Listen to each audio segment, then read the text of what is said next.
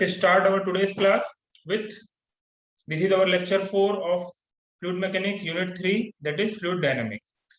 तो in last class में हमने बहुत सारी चीजें देखी थी। मोमेंट ऑफ मोमेंटम प्रिंसिपल देखा था, मोमेंटम इक्वेशन देखा था पिछली क्लासेस में और उससे रिलेटेड न्यूमेरिकल सॉल्व किए थे। अब हम इस क्लास में एक नया टॉपिक स्टार्ट कर रहे हैं and that will be very interesting topic जो हमारे प्रैक्टिकल एप्लीकेशन में बहुत ज्यादा यूज होता है, that is forces on immersed body. जब भी कोई बॉडी कोई फ्लूइड में डूबी हुई होती है, किसी फ्लूइड के अंदर होती है, तो उसमें किस तरीके के फोर्सेस लगते हैं, फ्लूइड उसमें कैसे फोर्सेस लगाता है, that comes under the category of this topic that is forces on immersed body.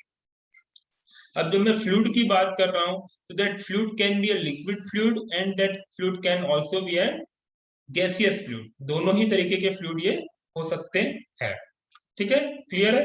तो अपन अब देखते हैं कि जब कोई बॉडी फ्लूइड के अंदर रहती है और वो ट्रेवल करती है तो उसमें किस तरीके के फोर्स लगते हैं।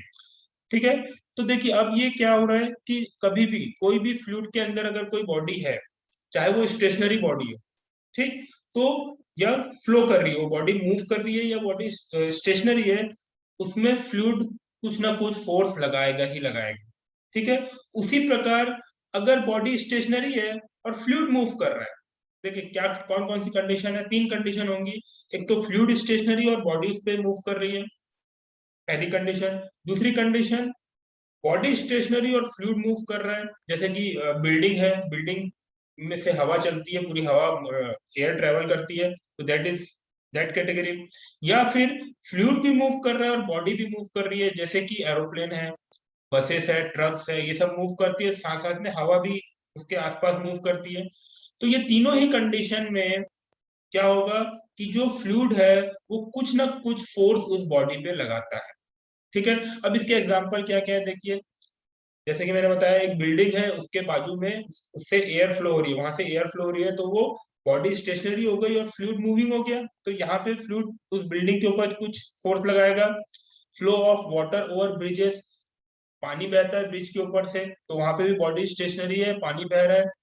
सबमरीन, शिप्स, एरोप्लेन, ऑटोमोबाइल, ये सब जितनी भी चीजें हैं, इसमें क्या हो रहा है, ये या तो पानी में ट्रेवल कर रही है या फिर एयर में ट्रेवल कर रही है, दोनों ही हमारा फ्लूइड का टाइप है। ठीक, तो जब ये मूव कर रही है तब भी इसमें फोर्स लगेगा और फ्लूइड कुछ फोर्स लगाएगा। तो वही हम स्टडी करेंगे कि जब एक बॉडी किसी भी फ्लूइड के साथ इंटरेक्शन में आती है, किसी भी फ्लूइड के साथ इंटरेक्शन में आती है, उसमें इमर्स्ड रहती है, तो उसमें कुछ ना कुछ फोर्स लगता है।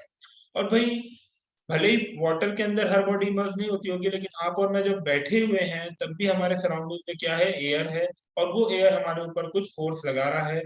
तो this is very important and very practical topic जो हमको हर जगह रहेगा, क्योंकि एयर तो हर जगह है और एयर के साथ हर एक बॉडी है, तो हर जगह ये फोर्सेस लगते हैं। एयर हर जगह ये फोर्सेस लगाता है, हर एक बॉडी पे फोर्सेस लगाता है। ठीक है, अब the above mentioned resistance force remain the same whether the body moves through the fluid or the fluid flows over the body so long as the relative motion remains the same। तो यहाँ पे क्या बोल रहा है भाई, एक body है, फॉर एग्जांपल एक बॉडी है जो कि स्टेशनरी है, ठीक, उसके ऊपर से पूरा फ्लूइड फ्लो कर रहा है, तब ये फ्लूइड और इस बॉडी के बीच कुछ रिलेटिव वेलोसिटी होगी, दोनों के बीच कुछ रिलेटिव वेलोसिटी होगी। ये स्टेशनरी है और ये मूव कर रहा है, तो दोनों के बीच relative velocity for example 10 meter पर सेकंड फॉर एग्जांपल। ठीक, अब सेकंड केस में ये बोल रहा हूं कि ये फ्लूइड स्टेशनरी है, फ्लूइड स्टेशनरी है और ये बॉडी मूव कर रही है with the same velocity 10 meter पर सेकंड। ठीक, अगेन थर्ड केस क्या है, ये फ्लूइड भी मूव कर रहा है और ये बॉडी भी मूव कर रही है, दोनों अपोजिट डायरेक्शन में मूव कर रहे हैं और दोनों के बीच रिलेटिव वेलोसिटी है 10 मीटर पर सेकंड, मतलब ये भी 5 मीटर पर सेकंड से मूव कर रहा है, ये भी 5 मीटर पर सेकंड से मूव कर रहा है, तो दोनों के बीच रिलेटिव वेलोसिटी हो गई 10 मीटर पर सेकंड। चौथा केस, ये बॉडी मूव कर रही है 5 मीटर पर सेकंड से और ये फ्लूइड मूव कर रहा है 15 मीटर पर सेकंड से, तब भी दोनों के बीच रिलेटिव मोशन कितना हो गया, 10 मीटर पर सेकंड। अब ये चार एग्जांपल मैंने इसलिए दिया कि कोई भी केस हो, अगर एक बॉडी और फ्लूइड के बीच का रिलेटिव मोशन सेम है, रिलेटिव मोशन सेम है, रिलेटिव वेलोसिटी सेम है, तो क्या होगा, वो जो फोर्सेस है उसका मैग्नीट्यूड सेम रहेगा, उसमें किसी प्रकार का कोई भी चेंजेस नहीं आएगा। ये क्लियर है, ये वाला पॉइंट क्लियर है, तो बताओ मुझे।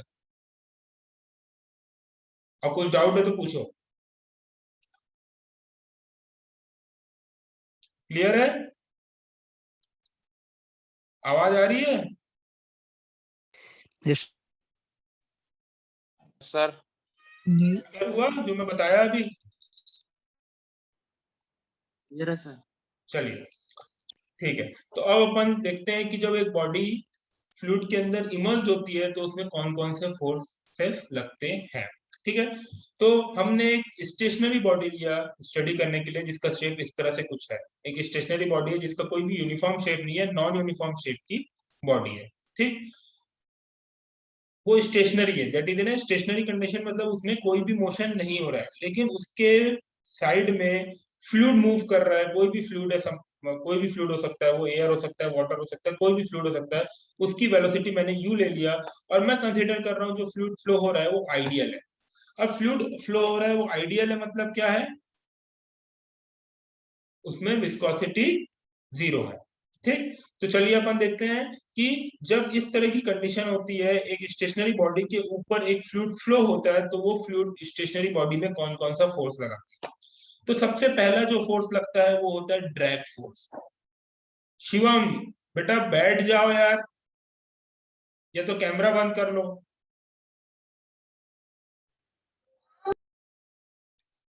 ड्रैग फोर्स, ड्रैग फोर्स क्या होता है? The component of total force in the direction of motion is called drag force.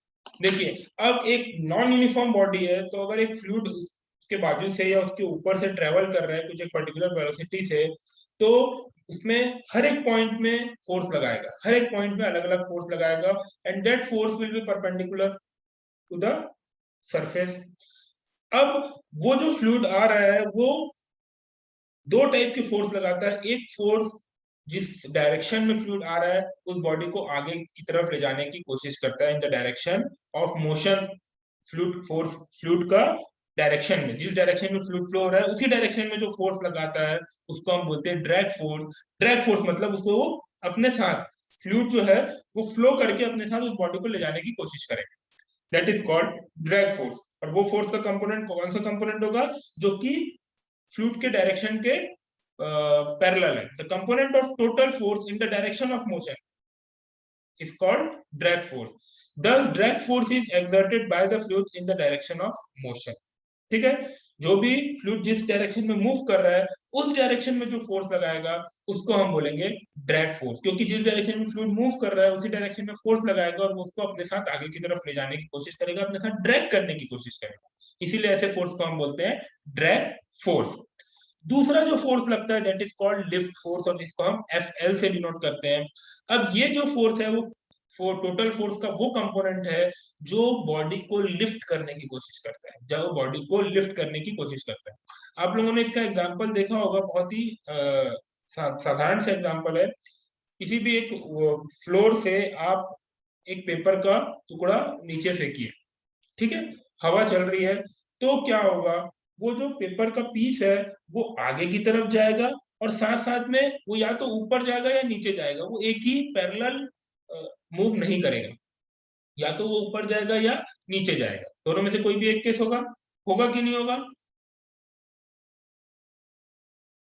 Yes sir. ठीक है, तो जो यस सर। जो पेपर का जो पीस है वो आगे की तरफ जा रहा है, मतलब उसमें एक ड्रैग फोर्स लग रहा है जो हवा उस पेपर को आगे की तरफ ले जाने की कोशिश कर रही है। अब वो जो पेपर है वो ऊपर भी जा सकता है और नीचे भी जा सकता है, डिपेंडिंग अपॉन उसमें लिफ्ट फोर्स पॉजिटिव है कि निगेटिव है, ऊपर की तरफ है कि नीचे की तरफ है। तो जब वो आगे की तरफ जा रहा है और साथ साथ में ऊपर या नीचे जा रहा है, उसको, उस कंपोनेंट को हम बोलते हैं लिफ्ट फोर्स, जो उस बॉडी पे मोशन के जिस डायरेक्शन में मूव हो रहा है उसके परपेंडिकुलर फोर्स लगाता है, ऐसे फोर्स को हम बोलते हैं लिफ्ट फोर्स। जिस डायरेक्शन में फ्लो हो रहा है उसके परपेंडिकुलर डायरेक्शन में जो फोर्स लगता है उसको हम बोलते हैं लिफ्ट फोर्स। तो कोई भी बॉडी में ये दो फोर्स लगते हैं, ठीक। ड्रैग फोर्स जो उस बॉडी को आगे की तरफ ले जाने की कोशिश करेगा, ड्रैग करने की कोशिश करेगा, और लिफ्ट फोर्स जो उस बॉडी को लिफ्ट करने की कोशिश करेगा, ऊपर ले जाने की कोशिश करेगा या फिर नीचे भी ले जाने की कोशिश कर सकता है, ठीक है। Lift force occur when the axis of body is inclined to the direction of fluid motion. Lift force कब लगता है? लिफ्ट फोर्स तभी लगता है जब उस बॉडी का एक्सिस फ्लूइड के डायरेक्शन से कुछ इंक्लिनेशन में हो। देखिए ये बॉडी का एक्सिस है, ये डॉट डॉट डॉट जो लाइन दिख रहा है, this is the axis of the body. ये क्या है? बॉडी का एक्सिस है, ये वाला जो है ये बॉडी का एक्सिस है। अगर ये एक्सिस फ्लूइड के मोशन के पैरेलल होता, ये होता है एक्सिस, अगर ये बॉडी कुछ इस तरह की होती, इस तरह की होती, तो इसमें लिफ्ट फोर्स नहीं लगता, क्योंकि ये जो एक्सिस है बॉडी का वो इसके पैरेलल है। लिफ्ट फोर्स तभी लगेगा जब किसी भी बॉडी का एक्सिस क्या होगा, जो फ्लूइड का मोशन है उससे कुछ एंगल बनाएगा, इंक्लाइंड होगा।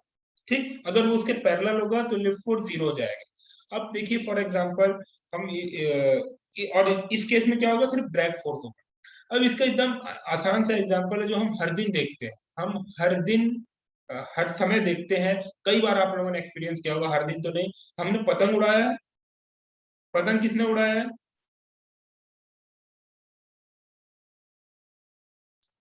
Yes sir. सभी ने उड़ाया होगा पतंग, या देखा तो होगा ही पतंग का उड़ते। और यस सर, मैंने उड़ाया सर। जिसने पतंग नहीं उड़ाया होगा उसने एरोप्लेन को तो उड़ते देखा होगा, जब एरोप्लेन जमीन से ऊपर जाता है तब उसको तो देखा होगा। ठीक, तो जब पतंग उड़ रही है तो क्या वो हॉरिजॉन्टल उड़ती है? नहीं, वो उड़ती है एक इंक्लिनेशन में, एक एंगल में, एक एंगल में उड़ती है, वो कभी भी हॉरिजॉन्टल नहीं उड़ती। एंगल में उड़ रही मतलब जो एयर है उसको उड़ा रही है, तो वो एयर उस पर ड्रैग फोर्स लगा रही है तब वो आगे की तरफ जा रही है, और एयर उसमें लिफ्ट फोर्स लगा रही है तब वो ऊपर भी जा रही है।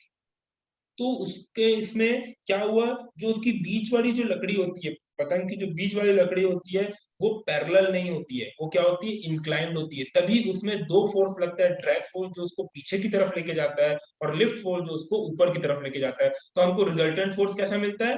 एक बीच का 45 डिग्री के आसपास हमारी पतंग हमेशा उड़ती है। एक्सपीरियंस किया है इसको? Yes sir. यस ठीक है, सर। तो यही जो है वो है कि जब पतंग हम उड़ा रहे हैं तो सबसे आसान एग्जांपल है ड्रैग और लिफ्ट फोर्स को समझने का, वो पतंग उड़ती हुई देखो। वो पतंग, अगर अब देखो पतंग उड़ाने के लिए क्या करना पड़ता है, हम किसी को पतंग लेके भेजते हैं दूर में, और वो उसको ऊपर उछालता है और हम फिर धागे से उसको, मंजे से उसको खींचते हैं।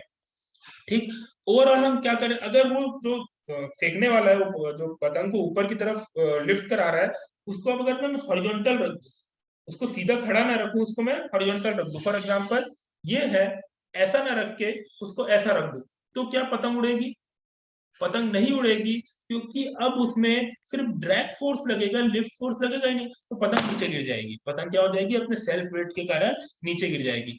तब जब भी हमको पतंग उड़ाना रहता है तो हम ऐसे करके फेंकते हैं उसको ऊपर की तरफ। ठीक है, इससे मैं ये, इससे क्या समझ बट में, एरोप्लेन सर तो हॉरिजॉन्टल चलती है सर।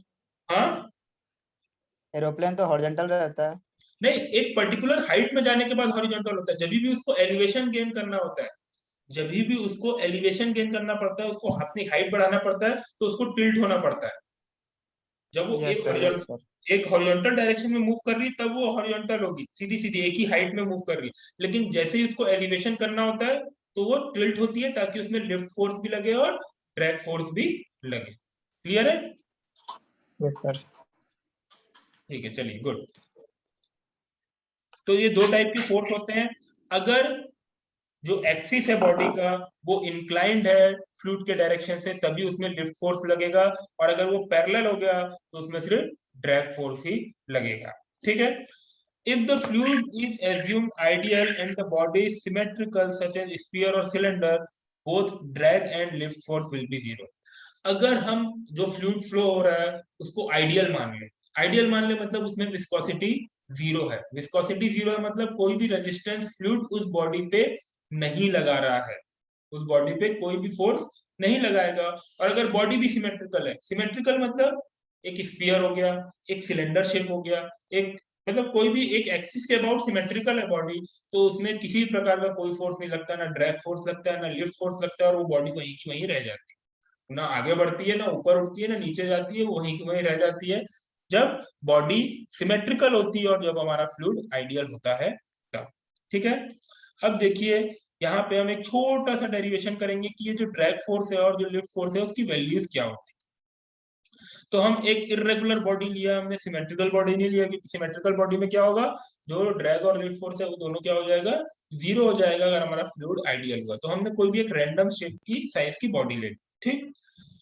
उस बॉडी में हमने एक छोटा सा एरिया लिया, that is DA।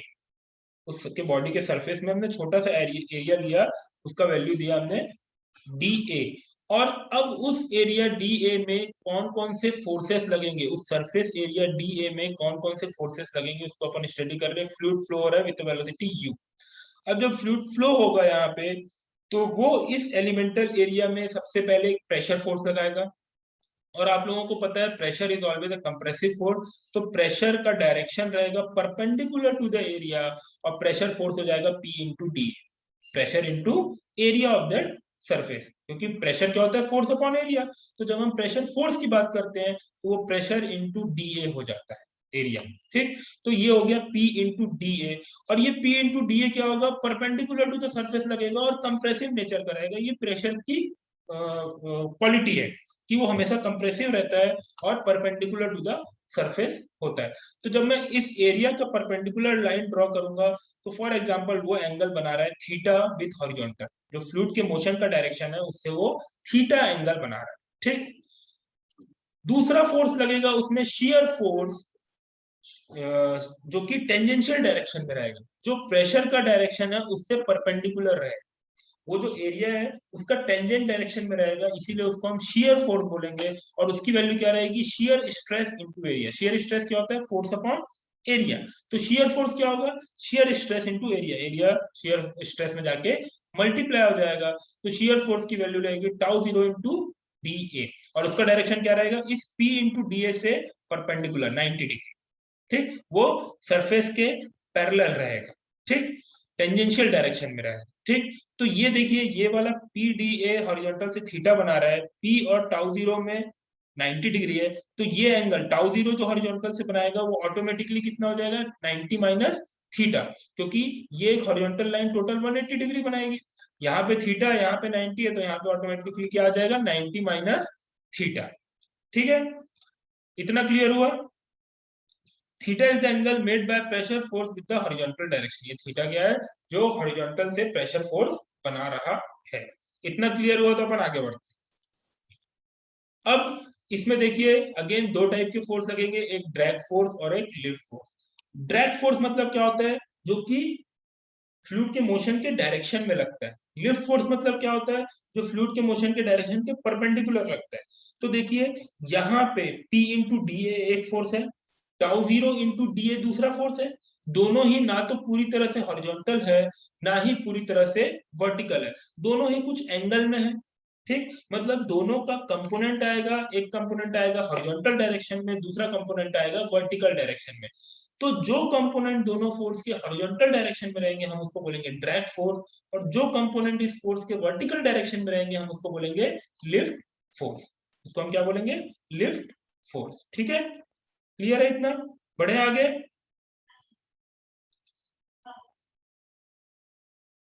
Yes sir. चलिए गुड।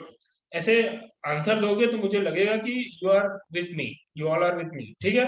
तो ड्रैग फोर्स, तो drag force on an elemental area, ये DA एरिया की बात कर रहे हैं, उसमें ड्रैग फोर्स कितना लगेगा, प्रेशर फोर्स का हॉरिजॉन्टल कंपोनेंट, ठीक है, प्रेशर P इंटू DA का हॉरिजॉन्टल कंपोनेंट, और सिमिलरली टाउ 0 इंटू DA का भी हॉरिजॉन्टल कंपोनेंट लगेगा, क्योंकि फ्लूइड का जो डायरेक्शन है वो हॉरिजॉन्टल डायरेक्शन, ठीक। तो P इंटू DA का हॉरिजॉन्टल कंपोनेंट क्या होगा, PDA cos theta. Tau 0 DA का हॉरिजॉन्टल कंपोनेंट क्या होगा, टाउ 0 DA cos, ये एंगल कितना है 90 माइनस थीटा, तो tau 0 DA cos 90 minus theta, और cos 90 माइनस थीटा हमको पता है sin थीटा होता है। तो जो drag force, total drag force आ जाएगा वो P into DA cos theta, pressure force का हॉरिजॉन्टल कंपोनेंट, और शियर फोर्स का भी हॉरिजॉन्टल कंपोनेंट, ठीक है। तो टोटल ड्रैग फोर्स कितना आएगा, ये तो हो गया एलिमेंटल एरिया में ड्रैग फोर्स। ये जो हुआ ये क्या हुआ, एक छोटे से DA एरिया में कितना ड्रैग फोर्स है। तो टोटल ड्रैग फोर्स निकालने के लिए अगेन हमको इंटीग्रेट करना पड़ेगा। तो टोटल ड्रैग फोर्स को हमने कैपिटल FD से डिनोट किया, और टोटल ड्रैग फोर्स क्या होगा, integration of total horizontal component of force plus integration of total vertical component of force. दोनों को हम इंटीग्रेट कर देंगे पूरे के पूरे सरफेस एरिया के लिए। ठीक है, ये जो पहला टर्म है इसमें देखिए दो टर्म है, एक प्रेशर वाला टर्म है और एक शियर वाला टर्म है। प्रेशर वाले टर्म को हम बोलते हैं प्रेशर ड्रैग और फॉर्म ड्रैग। इसके दो नाम होते हैं, प्रेशर ड्रैग या फॉर्म ड्रैग, दोनों नाम से जाना जाता है। ध्यान रखना है अपने को, क्योंकि एग्जाम में कभी कभी न्यूमेरिकल में आ जाता है कैलकुलेट द फॉर्म ड्रैग, तो हमको ये समझ में आना है भैया कि हमको पूछ क्या रहा है। तो जो पहला कंपोनेंट है उसके दो नाम है, that is drag, form drag और प्रेशर ड्रैग। और दूसरा कंपोनेंट है उसके तीन नाम है, that is friction drag, spin drag और शियर ड्रैग। इनको ये तीन नामों से जाना जाता है। ठीक, तो टोटल ड्रैग क्या हो गया, जो एलिमेंटल एरिया में जो ड्रैग फोर्स आया उसको अगर हम इंटीग्रेट कर देंगे पूरे के पूरे सरफेस एरिया के लिए तो हमको टोटल ड्रैग फोर्स मिल जाएगा। Next lift force. Lift force क्या होगा, यही दोनों फोर्स का vertical component, force due to pressure in the direction perpendicular to the motion, motion का डायरेक्शन हॉरिजॉन्टल है तो उसका परपेंडिकुलर वर्टिकल हो गया, plus force due to shear stress in the direction perpendicular to the motion, यही दोनों force का perpendicular direction में जो फोर्स का कंपोनेंट होगा वो लिफ्ट फोर्स होगा। तो देखिए अब ये जो पीडीए है उसका वर्टिकल कंपोनेंट कैसे होगा, उसका जो वर्टिकल कंपोनेंट है वो क्या होगा, डाउनवर्ड डायरेक्शन में होगा, ये डायरेक्शन में होगा उसका वर्टिकल कंपोनेंट। ठीक, P D A sine theta, P into D A into sine theta vertically downward direction में होगा। डाउनवर्ड को हम निगेटिव लेते हैं, ऑब्वियसली हमको पता है, तो यहाँ पे हमने माइनस लिया और ये कौन सा कंपोनेंट होगा, साइन कंपोनेंट होगा। ठीक, थीटा ये है तो ये हो जाएगा हमारा साइन कंपोनेंट, तो ये हो गया हमारा minus P into D A sine theta. हमारा क्या हो गया, ये P into D A sine theta, ये वाला जो कि प्रेशर का वर्टिकल कंपोनेंट है और वो डाउनवर्ड डायरेक्शन में, इसलिए हमने उसको निगेटिव ले लिया। सिमिलरली शियर फोर्स का जो वर्टिकल कंपोनेंट है, शियर फोर्स का डायरेक्शन वर्टिकली अप है, इस टाइप का डायरेक्शन है, तो उसका जो कंपोनेंट होगा वो वर्टिकली अप होगा वर्टिकल कंपोनेंट, तो उसको हम प्लस साइन लेंगे। और again tau zero D A sine 90 minus theta होगा, ये साइन कंपोनेंट होगा, तो साइन 90 माइनस थीटा हमको पता है कॉस थीटा होता है। तो लिफ्ट फोर्स कितना हो गया, minus P D A sine theta plus tau zero D A cos theta. अब देखिए यहाँ पे निगेटिव वैल्यू मतलब क्या है, पिछले वाले ड्रैग फोर्स में दोनों पॉजिटिव वैल्यू थी, यहाँ पे एक निगेटिव है एक पॉजिटिव है, मतलब अगर ये वाला कंपोनेंट का मैग्नीट्यूड ज्यादा हो गया इस वाले कंपोनेंट से तो बॉडी क्या हो जाएगी, नीचे की तरफ आ जाएगी। नेट रिजल्टेंट फोर्स बॉडी में लिफ्ट फोर्स कैसा होगा, नीचे की तरफ होगा। और वहीं अगर शियर का कंपोनेंट ज्यादा हुआ प्रेशर कंपोनेंट से तो क्या होगा, बॉडी ऊपर की तरफ लिफ्ट करेगी, ऊपर की तरफ जाएगी, but net vertical component lift force का ऊपर हो जाएगा। ठीक है, अब अगेन ये तो क्या है, जो है एलिमेंटल एरिया में, तो अगर हमको टोटल निकालना है तो अगेन हमको पूरा का पूरा उसको इंटीग्रेट करना पड़ेगा। देखिए negative sign is taken with pressure force it is acting in the downward direction, ये मैं बता चुका हूँ, and while shear force is acting vertically up, तो इसलिए इस हिसाब से हमने डायरेक्शन उसका ले लिया है। टोटल लिफ्ट फोर्स, अगेन जैसा हमने टोटल ड्रैग फोर्स किया था, इंटीग्रेट किया था, वैसे ही हम लिफ्ट फोर्स को भी इंटीग्रेट करेंगे over the complete surface area, and what will get, we'll get that total lift force will be integration of tau 0 dA cos theta, हमने इसको इधर ला लिया है, minus integration of p dA sin theta. ठीक है, तो ये हमारा टोटल लिफ्ट फोर्स आ गया और वो आ गया हमारा total drag force. The drag and lift force for a body moving in the fluid of density rho at a uniform velocity u are calculated as। अब देखिए वो तो डेरिवेशन आ गया, अगर एग्जाम में डेरिवेशन पूछता है जिसके चांसेस कम है तो हमको वो करना है। उस जो लिफ्ट और ड्रैग फोर्स का जो फॉर्मूला है उसको बहुत ही आसान तरीके से इस तरह से समझाया गया है कि जो ड्रैग फोर्स होता है, अगर मुझे ड्रैग फोर्स निकालना है किसी बॉडी में तो उसका फॉर्मूला होगा C D, that is coefficient of drag, A that is projected area, जो भी बॉडी के ऊपर हम कंसीडर कर रहे हैं उसका प्रोजेक्टेड एरिया। प्रोजेक्टेड एरिया क्या होता है आप लोगों को पता है, हमने हाइड्रोस्टैटिक में देखा हुआ है। एक स्फीयर का प्रोजेक्टेड एरिया क्या होगा, पाई बाय 4 डी स्क्वायर, जो एक सर्कल का प्रोजेक्टेड एरिया होता है। एक सिलेंडर का प्रोजेक्टेड एरिया क्या होगा, हाइट इनटू डायमीटर, जो एक रेक्टेंगल का प्रोजेक्टेड एरिया होता है। ठीक, तो वैसे एरिया को हमको लेना है। रो क्या है, डेंसिटी ऑफ फ्लूइड, अगर एयर है तो हमको एयर की डेंसिटी लेना पड़ेगा, वाटर है तो हमको वाटर की डेंसिटी लेना पड़ेगा, और यू क्या है, उस फ्लूइड की वेलोसिटी। तो जो न्यूमेरिकल हम करने वाले हैं, जो न्यूमेरिकल हम करेंगे उसमें जो भी हम ड्रैग फोर्स और लिफ्ट फोर्स निकालना रहेगा उसमें यही दो फॉर्मूले यूज करेंगे, F D is equal to C D A rho U square by 2, और लिफ्ट फोर्स में सिर्फ कोफिशिएंट ऑफ ड्रैग की जगह में आ जाता है कोफिशिएंट ऑफ लिफ्ट, बाकी पूरा का पूरा फॉर्मूला सेम। ठीक, अभी जो हमने किया था इसके जस्ट पहले ड्रैग फोर्स और लिफ्ट फोर्स निकाला था, वो एक डेरिवेशन था, वो समझने के लिए था कि लिफ्ट फोर्स क्या होता है उसकी फीलिंग लेने के लिए, और ड्रैग फोर्स क्या होता है उसकी फीलिंग लेने के लिए। लेकिन जब हम न्यूमेरिकल सॉल्व करते हैं तो हमको उस फॉर्मूले की जरूरत नहीं पड़ती, हमको जो दो फॉर्मूले की जरूरत पड़ती है वो ये दोनों फॉर्मूले हैं, जिसमें CD और CL कोएफिशिएंट ऑफ ड्रैग और कोएफिशिएंट ऑफ लिफ्ट होता है, ए प्रोजेक्टेड एरिया होता है, ठीक, U वेलोसिटी होती है फ्लूइड की, और रो जो होती है वो डेंसिटी होती है, ठीक। तो ये हो गया हमारा FD और FL, ड्रैग फोर्स और लिफ्ट फोर्स। तो रिजल्टेंट फोर्स क्या होगा? रिजल्टेंट फोर्स सेम क्या होगा? Under root FD square plus FL square. Clear है? ये इतना समझ में आया? Yes sir. Yes, sir. Yes sir. हाँ चलिए, वेरी गुड। तो अब इस टाइम है हमारे पास, तो इससे रिलेटेड एक न्यूमेरिकल करते हैं अपन, जो अभी हमने ये दो फॉर्मूले के हिसाब से करेंगे न्यूमेरिकल, ठीक। ये दो और एक ये तीन, ठीक। और उसका डायरेक्शन भी निकाल सकते हैं अपन, simple, tan theta is equal to FL upon FD, ठीक है। तो चलिए एकदम बहुत ही आसान से न्यूमेरिकल करते हैं। A flat plate 2 meter by 2 meter moves at 40 kilometer per hour in stationary air. एक फ्लैट प्लेट है जिसका एरिया दे दिया है, ठीक, वो मूव कर रही है, उसकी वेलोसिटी दे दिया 40 किलोमीटर पर आवर। कहाँ पे मूव कर रही है? एयर पे मूव कर रही है, और एयर की डेंसिटी दे दिया 1.25 kg पर मीटर की। If the coefficient of drag and lift are 0.8, 2 and 0.8 respectively, मतलब coefficient of drag मतलब CD दे दिया है 0.2 और CL की वैल्यू दे दी है 0.8। अब क्या पूछा है? लिफ्ट फोर्स निकालो, ड्रैग फोर्स निकालो, रिजल्टेंट फोर्स निकालो, and power required to keep the plate in motion. और ये जो प्लेट है जो 2/2 मीटर की है, 40 किलोमीटर पर आवर की स्पीड से चल रही है, मूव कर रही है, उसको कंटिन्यू मूव करने के लिए हमको कितना पावर चाहिए, ठीक। तो अपन देखते हैं इसको, बहुत ही सिंपल न्यूमेरिकल है।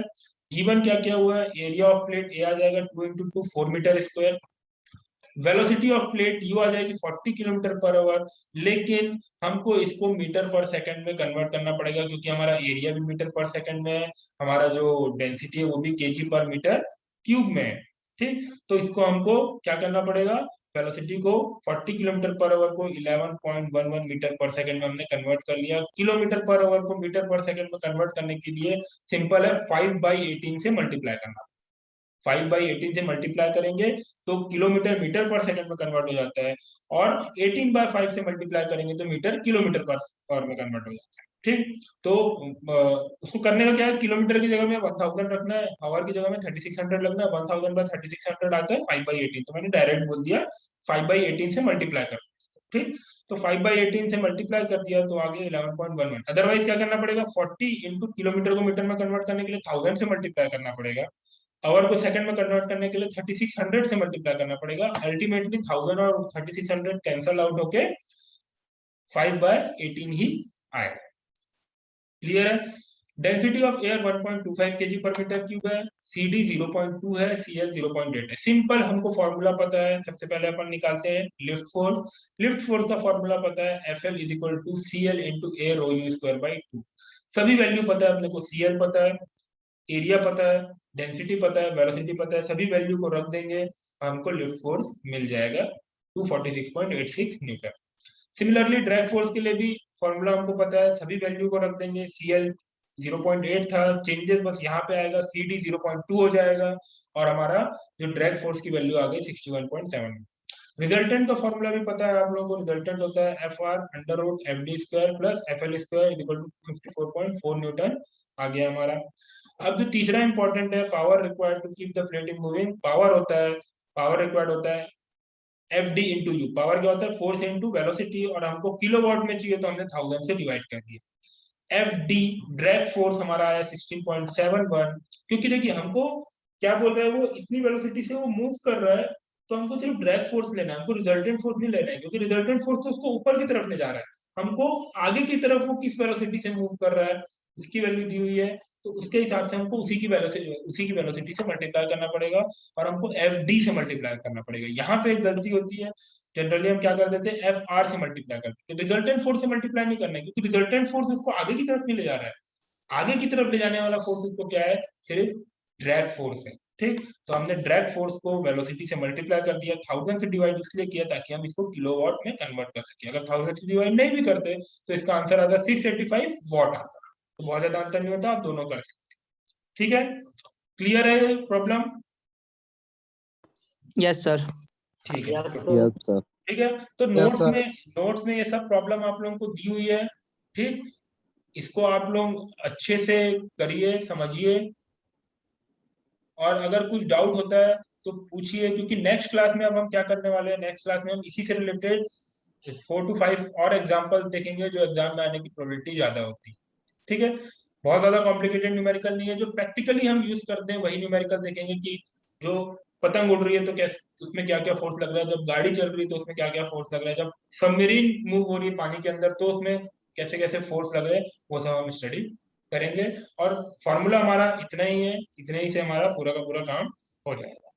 ठीक है, तो आज की क्लास में इतना ही, हम नेक्स्ट क्लास में मिलेंगे।